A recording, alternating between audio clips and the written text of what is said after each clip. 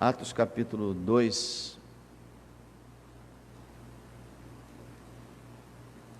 verso 40. E com muitas outras palavras, isto testificava e os exortava, dizendo: salvem-se dessa geração perversa. E com muitas outras palavras, isto testificava e os exortava, dizendo: salvem-se desta geração perversa. Era o dia de Pentecostes. O Espírito Santo havia descido sobre 120 discípulos. Pedro se levantou para pregar. Aqui nesse texto, Lucas registra o final da sua pregação. E Lucas explica que o que ele escreveu, inspirado pelo Espírito Santo, foi apenas um resumo do que Pedro pregou. Ele diz assim: com muitas outras palavras, isso testificava e exortava. Então, irmão, não pense que a pregação de Pedro foi isso que está aqui narrado, porque a gente lê essa porção da Bíblia em 2, 3 minutos. E Pedro não pregou 2, 3 minutos. Com certeza não. Então ele registra o final da sua pregação. E o que a gente observa, irmão, é que a palavra de Deus não é algo supérfluo. A mensagem dele é a seguinte: salvem-se dessa geração perversa. Salvem a si mesmos. Então, irmão, a Bíblia não é algo supérfluo, não é algo periférico, algo secundário, que a gente vem aqui à igreja para ouvir algo que não tem importância, como as pessoas desse mundo acreditam que todas as religiões são boas, não importa a religião, e que o cristianismo é apenas mais uma religião, e tanto faz, não há importância nenhuma. Aqui Pedro está pregando e dizendo: salvem-se. Então a questão é de vida ou morte. Vida ou morte. Não é algo assim indiferente. Você sabe que em muitos lugares religiosos, muitas religiões, as pessoas se reúnem para falar de coisas completamente secundárias, que não têm importância alguma. Muitas religiões são assim. Mas aquele que procura seguir a palavra de Deus observa que não é algo comum, corriqueiro, é vida ou morte. Pedro termina de pregar e fazendo seu apelo, exortando com muitas palavras. O teor das suas palavras era: salvem-se dessa geração perversa, salvem suas almas. SOS, né?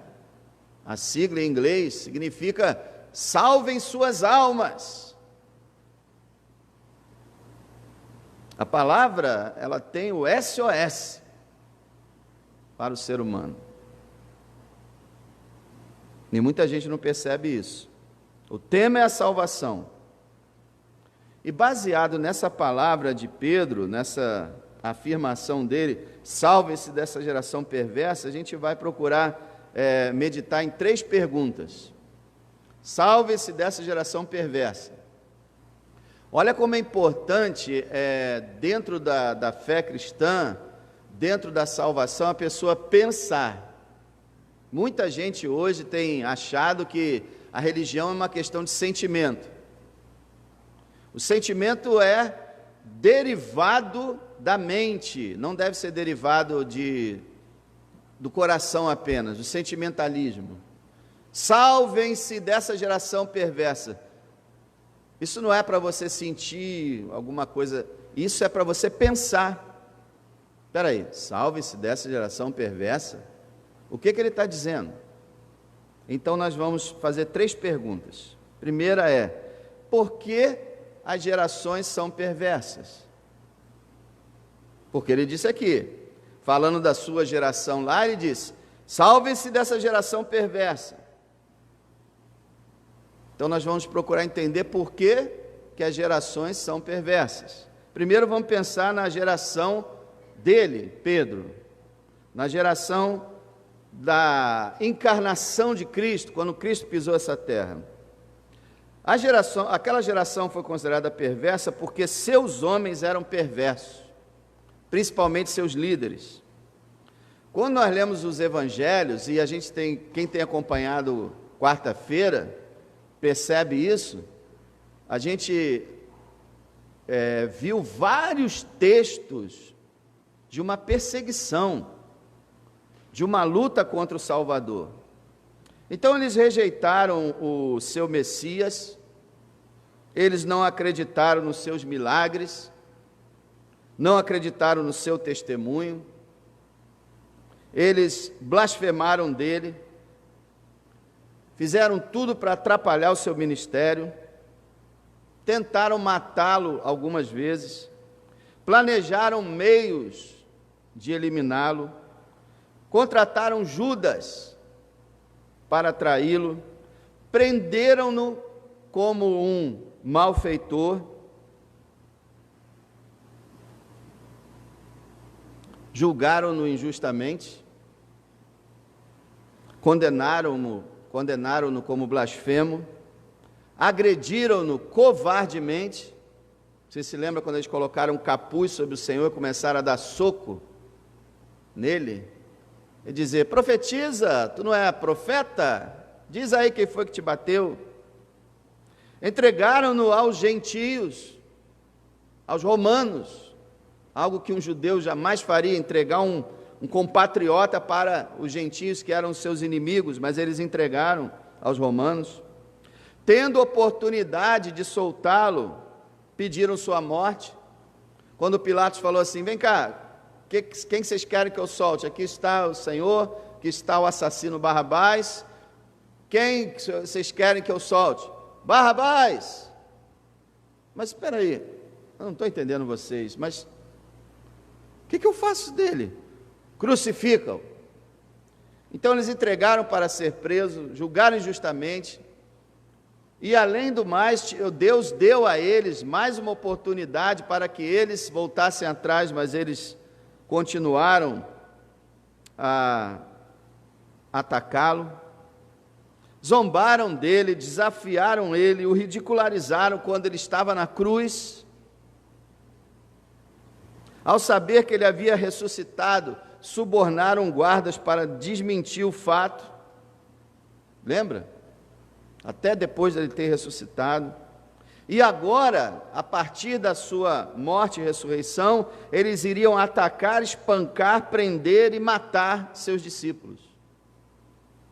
A geração de Pedro, dos apóstolos, de Cristo, ela tinha esse nível de maldade, de perversidade. Salvem-se dessa geração perversa. Uma geração que a palavra diz: veio para o que era seu e os seus não o receberam.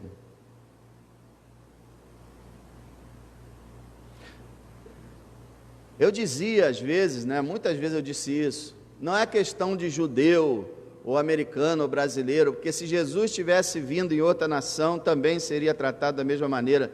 Essa é a nossa visão, a nossa ideia. Mas eu tive pensando naqueles textos que o Senhor fala assim: olha, ai de vocês, porque se em Tiro e em Sidom, se em Sodoma e Gomorra, tivesse sido pregado esse evangelho, se eu tivesse ido lá e feito esses milagres, eles se arrependeriam.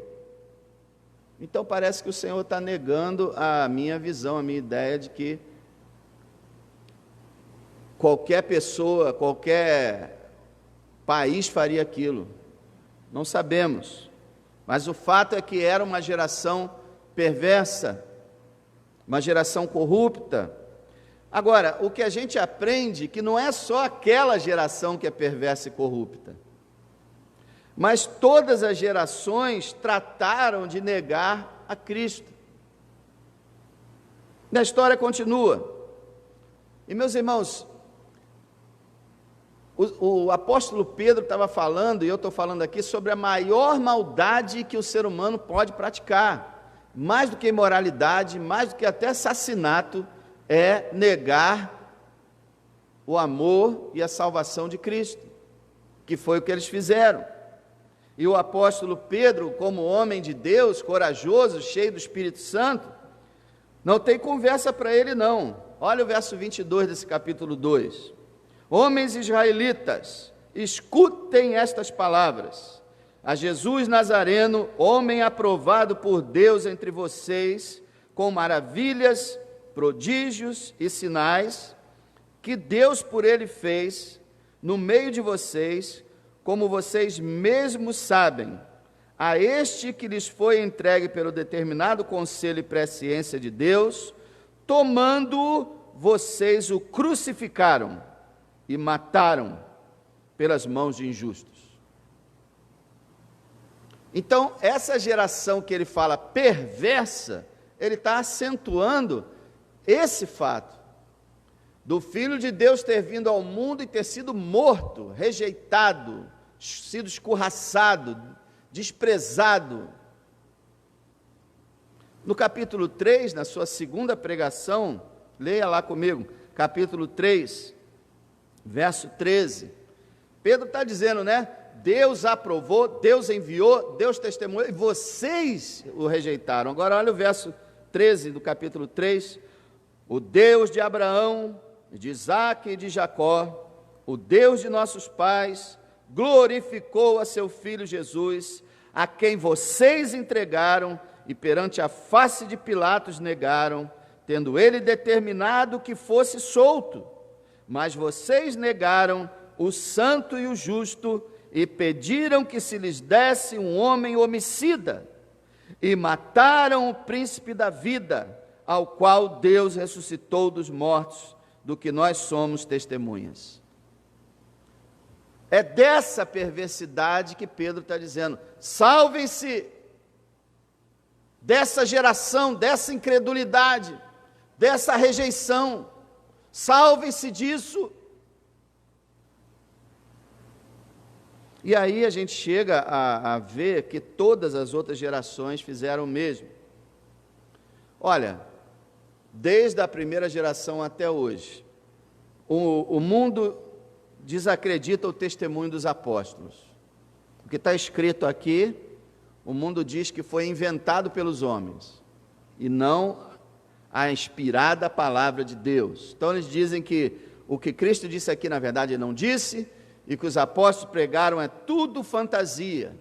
Eles desacreditam o testemunho dos apóstolos, desonram a obra salvadora de Cristo, dizendo que não tinha nenhuma necessidade dele morrer naquela cruz. Falsificam o evangelho, criando diversos outros tipos de evangelho. Criam uma falsa igreja, negam a exclusividade de Cristo como único Salvador e continuam até hoje a ridicularizá-lo, a rejeitá-lo e a tentar eliminá-lo. Até hoje, veio para o que era seu, os seus não receberam, acontece até hoje. Aquela geração foi perversa, essa geração é perversa, talvez a mais perversa de todas, só Deus sabe, e todas as gerações foram e serão perversas. E aí a gente pergunta, mas por quê? Por que as gerações são perversas? Porque todas as gerações são dominadas pelo pecado e pela maldade. Porque eles amam mais as trevas do que a luz. Porque amam mais o pecado que a santidade. Amam mais o mal do que o bem. Amam o diabo e odeiam a Deus. Porque estão nas trevas. Porque jazem no maligno. Porque são escravizados pelo pecado. As gerações são perversas por causa disso. O diabo, o príncipe das trevas, o ser mais maligno que existe, dominou e controlou toda a humanidade, debaixo da sua maldade, do seu engano, do seu poder de cegar o entendimento dos incrédulos. Ele e milhões dos seus demônios controlam a mentalidade incrédula e perversa dessa terra. Você não percebe isso não? O homem é responsável pelos seus atos, o homem é quem pratica a sua maldade, mas o diabo é quem incita, provoca e dirige essa maldade, essa perversidade. É um grande mistério da palavra de Deus, não é? Os homens, o diabo por sobre os homens e Deus sobre todos. A gente sabe que Deus é soberano e governa todas as coisas, e tudo acontece segundo o conselho da sua vontade, porém, dentro do seu conselho eterno, do seu modo de agir, ele permite a ação do diabo, até um certo ponto, porque o diabo ele está preso à soberania de Deus, ele não pode fazer mais do que Deus permite, mas Deus permite a ação do maligno até como uma punição pela maldade humana, de rejeitar a única salvação. Então as gerações são perversas, porque estão dominadas pelo diabo, estão dominadas pelo pecado. Todas as gerações são perversas. Foram, são e serão, até que ele volte. Todas. Não tem como escapar. O pessoal fica dizendo assim, não, o pessoal da Idade Média era muito mais violento, né?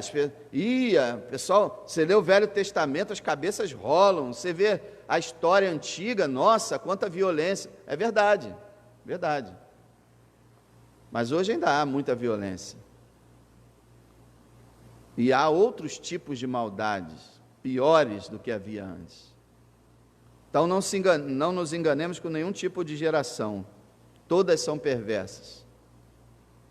E o apóstolo está dizendo, salve-se dessa geração perversa, salve-se desse mundo. Como Paulo diz em Gálatas capítulo 1, que o Senhor Jesus Cristo deu a si mesmo pelos nossos pecados, para nos salvar desse mundo, desse século mau. Segunda pergunta, por que é necessário se salvar dessa geração? A geração é perversa, mas por que é necessário salvar dessa geração? Viu? Vocês veem que tudo isso saiu dessa pequena frase de Pedro? Salvem-se dessa geração perversa. Ué, mas qual é a perversidade dessa geração e por que ela é assim?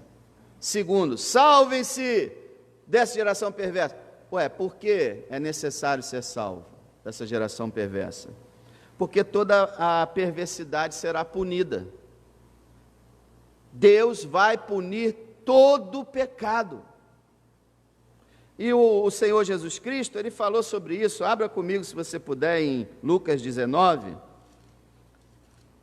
Ele falou, por exemplo, na passagem que nós estudamos quarta-feira passada, que Ele disse que todo o sangue, desde Abel até Zacarias, todo o sangue de justo seria punido, castigado naquela geração. Mas olha só, Lucas 19, verso 41,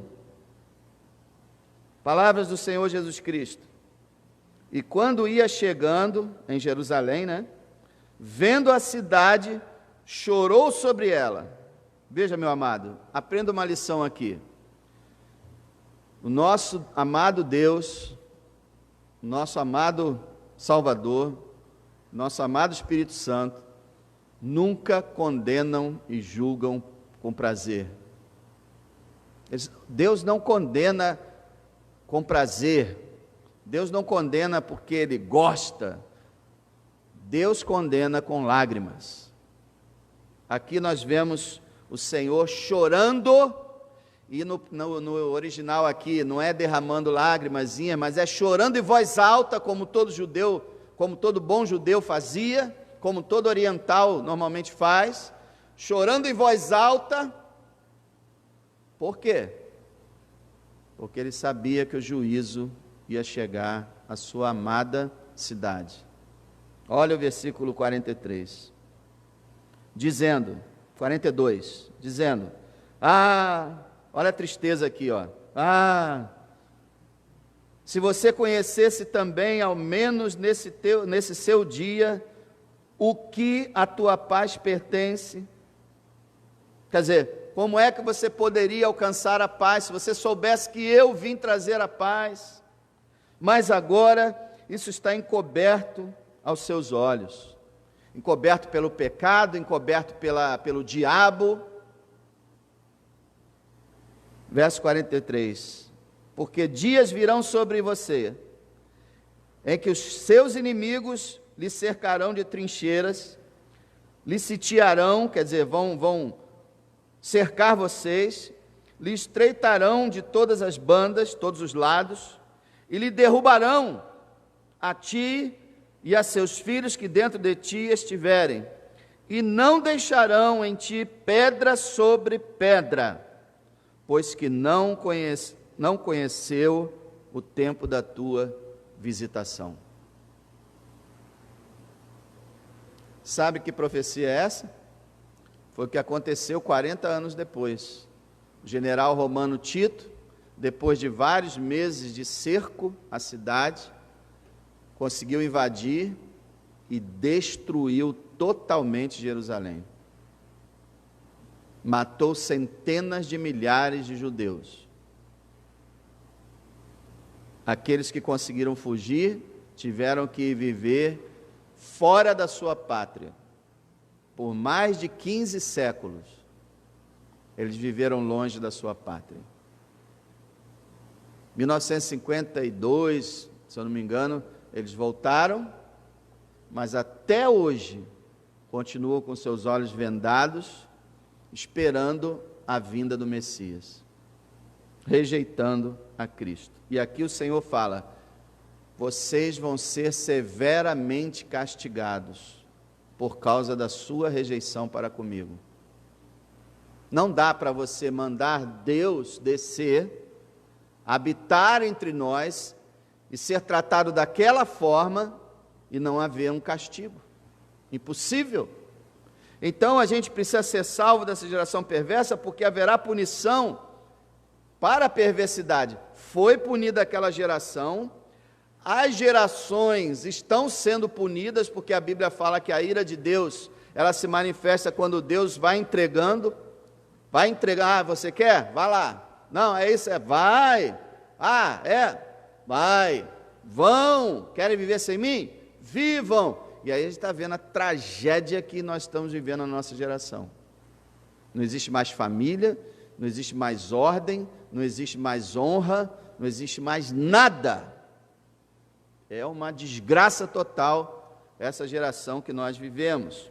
Ele vai punindo de geração em geração, mas haverá uma geração, meu irmão, e pode ser a nossa, em que a punição vai ser terrível. E eu quero que você abra comigo, se puder, em Apocalipse, capítulo 6, verso 12.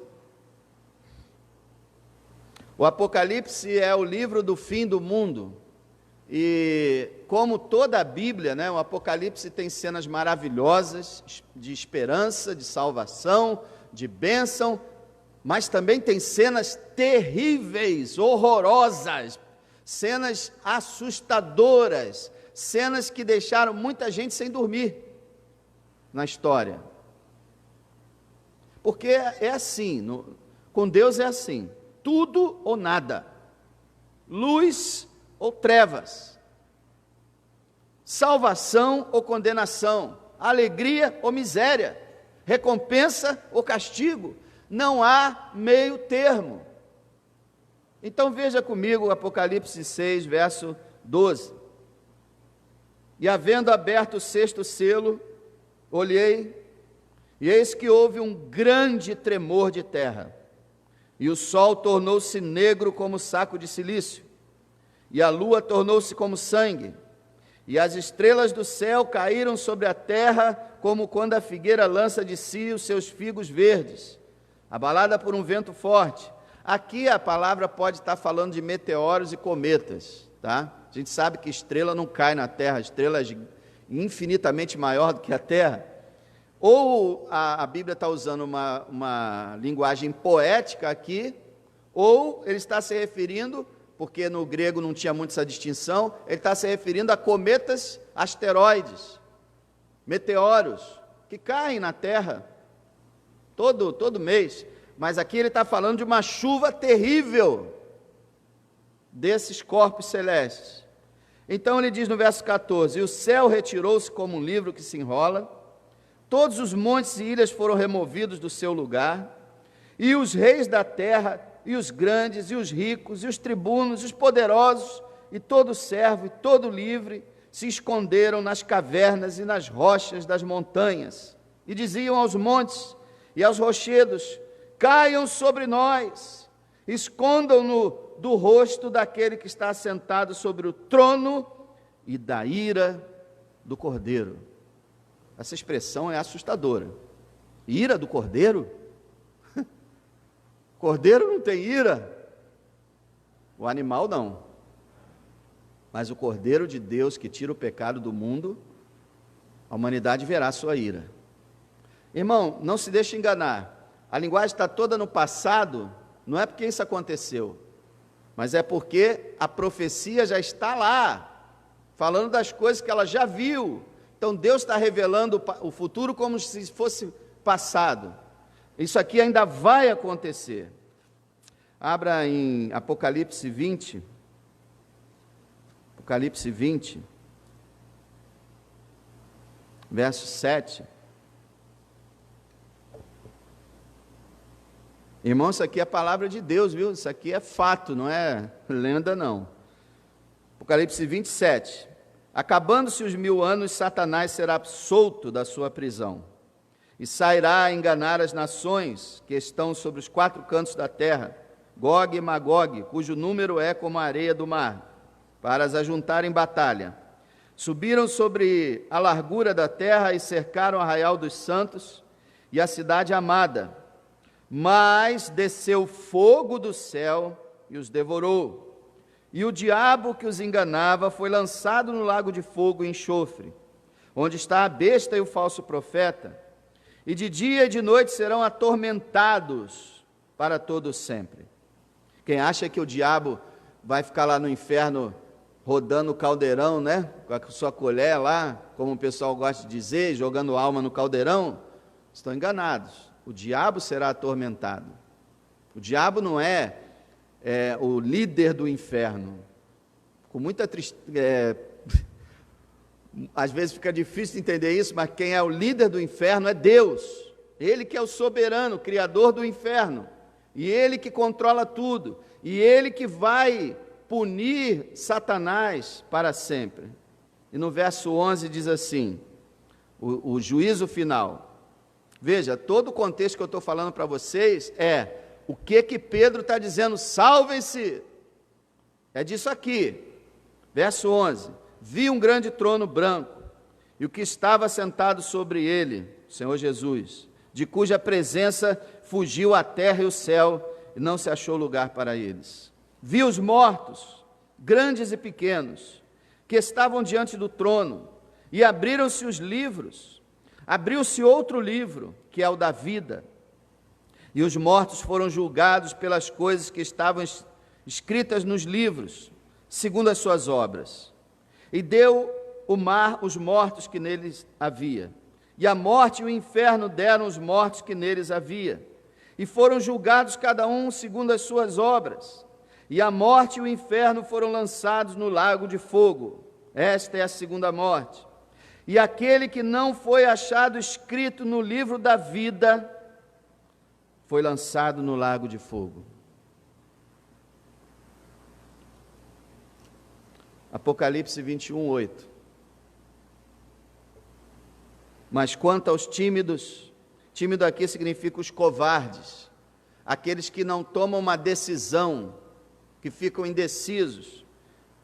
Quanto aos tímidos, aos incrédulos, aos abomináveis, e aos homicidas, e aos fornicadores, e aos feiticeiros, e aos idólatras, e a todos os mentirosos, a sua parte será no lago que arde com fogo e enxofre, o que é a segunda morte. E olha, se você for como aniquilacionista, que acha que esse lago de fogo aqui, que essa segunda morte aqui, é a destruição do ser humano, você está enganado. Esse lago de fogo aqui não aniquila a existência humana. Pelo contrário, todo ser humano vai receber um corpo indestrutível, para passar eternamente pagando pelos seus pecados. É disso que Pedro está dizendo: salvem-se, salvem-se do juízo de Deus, da ira divina, salvem-se da hora em que Deus fechar tudo e levar todo mundo à sua presença e começar a lançar almas no lago de fogo. Salvem-se, salvem-se da destruição final, salvem-se do fogo que vai tomar conta desse planeta, salvem-se da ira de Deus, do castigo final. Salvem-se. Por isso que eu estou falando, irmão, isso não é um troço... A Bíblia não foi escrita para fazer você se sentir bem, para você ficar confortável, para ter uma mensagem... A Bíblia foi escrita para te salvar, salvar.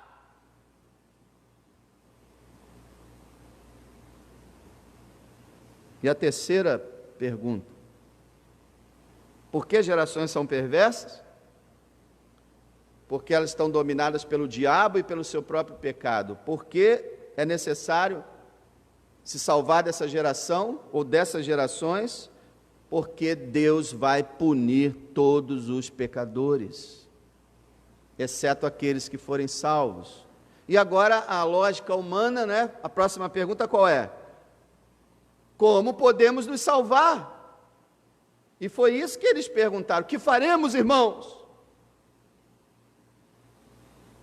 Eu gostaria tanto que todos vocês nessa noite, todos aqueles que habitam esse planeta, pudessem receber essa mensagem e pudessem realmente entender que há uma ira vindoura e que há necessidade de ser salvo, e que nós entramos na igreja não para sentir uma sensação gostosa, para ter amigos, mas nós entramos aqui para ouvir a palavra da salvação. E se nós não somos salvos, nós não estamos tendo nenhuma vantagem. Pelo contrário, a ira de Deus será mais severa com aqueles que tiveram mais luz. Eu tenho pena daquelas pessoas que durante esses 22 anos ficaram aqui, cada um na sua época, durante vários anos, ouvindo o evangelho da salvação e saíram daqui sem crer. Eu tenho pena, eu choro, eu sinto por eles, porque a punição para aquele que se assenta para ouvir a palavra da salvação e não é salvo, é a pior punição que pode existir. Porque quanto mais luz, maior será a cobrança. Como podemos nos salvar? Você é crente, eu sou crente. Você já passou por épocas de você falar assim: Senhor, se eu não sou salvo, me salva. Isso é uma boa sensação, de você saber que você precisa ser salvo, que não pode haver dúvida. Você não pode, eu acho que eu sou, eu acho que eu não sou. Não pode, você precisa ter certeza. E então, volta e meia, a gente se olha para a gente mesmo e quando a gente pensa: poxa, mas será? Eu peco, eu erro, eu falho. E aí o que eu faço? O que você faz? Vai lá aos pés do Senhor e pede a Ele para certificar. Mas você precisa ser salvo. Como podemos nos salvar dessa geração perversa? Volta lá em Atos 2. Pedro dá duas palavras que eu quero apenas resumir para vocês. Atos 2, verso 38, quando eles perguntam assim: irmãos, o que é que faremos? Que eles perceberam que estavam perdidos. A resposta de Pedro no verso 38 foi: arrependam-se e cada um de vocês seja batizado em nome de Jesus Cristo para perdão dos pecados e receberão o dom do Espírito Santo. Arrependam-se. E aí vem o capítulo 3, na próxima mensagem, capítulo 3, verso 19. Novamente ele explica o que a gente precisa fazer para ser salvo. Arrependam-se, pois, e convertam-se, para que sejam apagados os seus pecados, e venham assim os tempos do refrigério pela presença do Senhor. Meu amado, resumindo, o que você precisa fazer para ser salvo é o seguinte: arrependa-se de seus pecados. Aí você pode dizer, mas eu não lembro quais pecados eu cometi. Arrependa-se de ser pecador, ponto final. Não pense em pecados específicos. Pense que você é pecador, que você até hoje não viveu para Deus. Arrependa-se de ser pecador, arrependa-se dos seus pecados. Creia em Jesus, o único Salvador, e receba Ele na sua vida como Senhor e Salvador da sua alma. Converta-se a Deus, seja batizado em nome do Pai, do Filho e do Espírito Santo. Una-se à igreja local, sirva a Deus, aprenda a doutrina dos apóstolos. É isso que é ser salvo.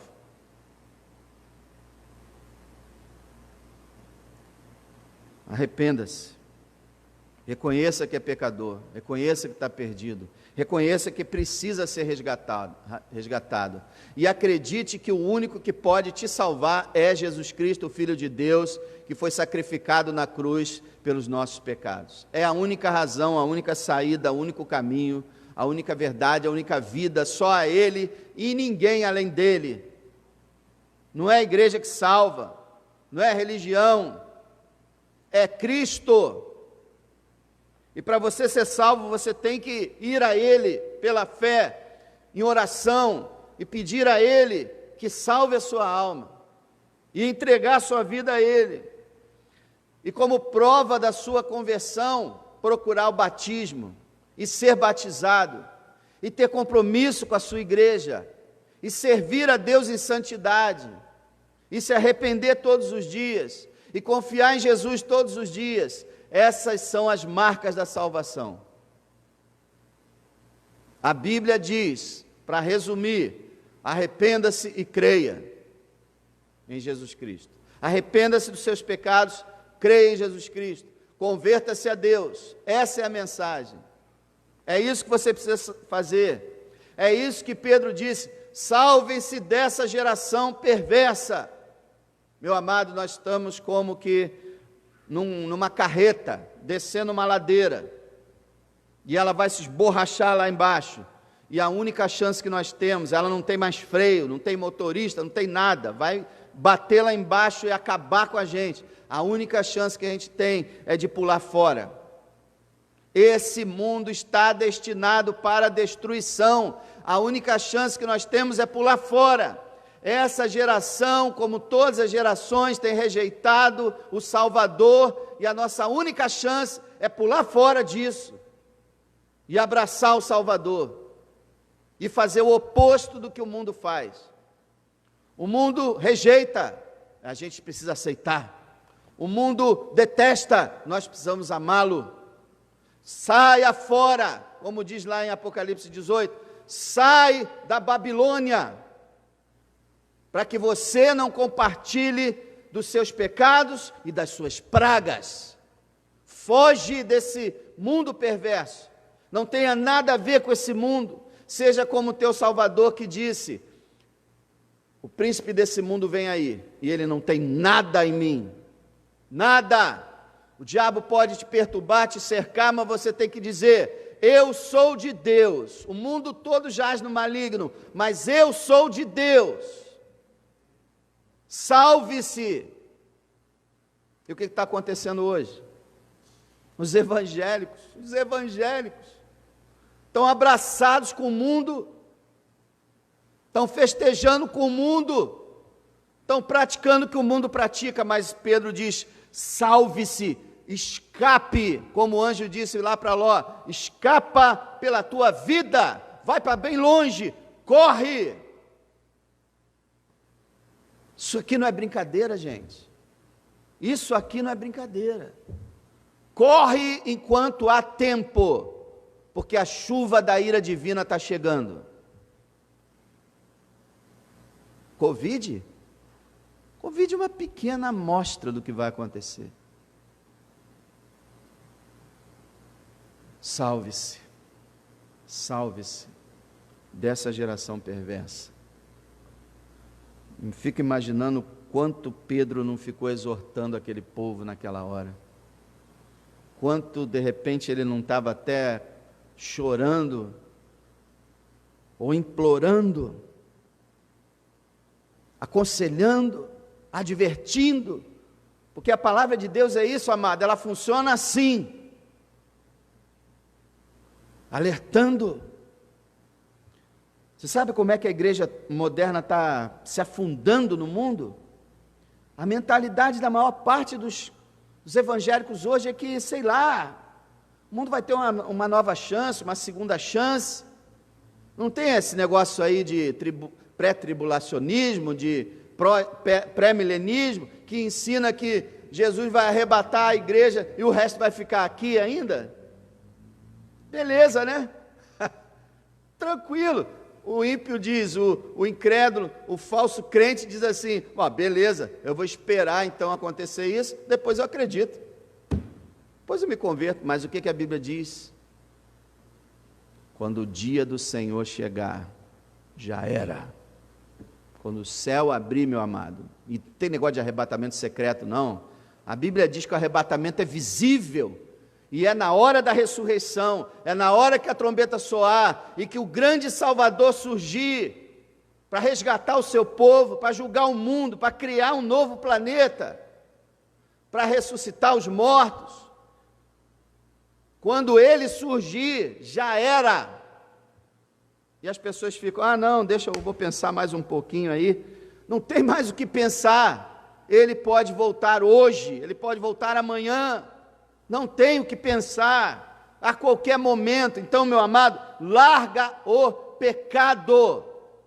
Larga o pecado, diz o Espírito Santo.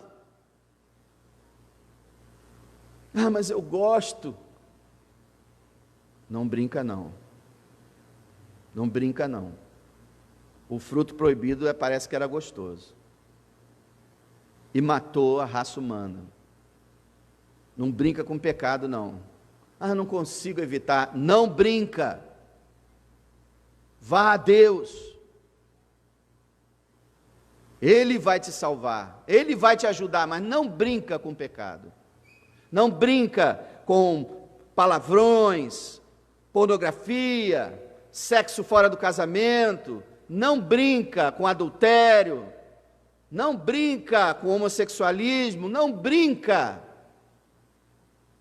com desonestidade, com trapaça, com calote, com gato. Não brinca, porque o Senhor vai julgar a cada um de nós pelas suas obras. Salve-se dessa geração perversa. Não aceite mais continuar frequentando apenas a igreja. Queira ser membro, porque o cristão quer ser membro de igreja. Busca o Senhor. Salve sua alma. Sua alma já está salva? Você já está salvo? Quando essa ira chegar, quando o Senhor Jesus Cristo vier para julgar a humanidade, você vai para o lado direito ou esquerdo? Você é bode ou ovelha? Você vai ouvir: venham benditos do meu Pai, possuam por herança o reino que lhes está preparado desde a fundação do mundo. Ou você vai ouvir: apartem-se de mim, malditos, para o fogo eterno preparado para o diabo e seus anjos. O que você vai ouvir naquele dia? Salve-se dessa geração perversa. Não tenha nada a ver com essa geração. Não tenha nada a ver com esse mundo blasfemo. com esse mundo corrupto. Você assiste filmes? Você gosta deles? Eles te agradam? 99% dos filmes hoje são blasfemos, imorais, são fabricados pelo diabo. E o crente vai assistindo, vai assistindo, vai assistindo, e Deus diz: sai, sai, eu vou destruir esse mundo, sai. Como Ló teve que sair para não morrer na chuva de fogo e enxofre. Sai. Agora, hoje, decida-se ficar ao lado de Cristo e rejeitar o mundo completamente. Salve-se dessa geração perversa.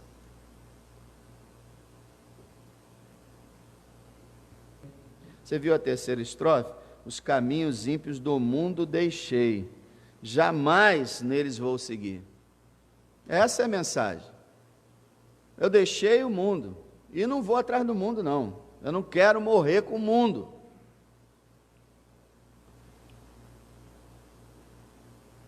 Sigo, pois, Jesus com a minha cruz no caminho que ao céu conduz.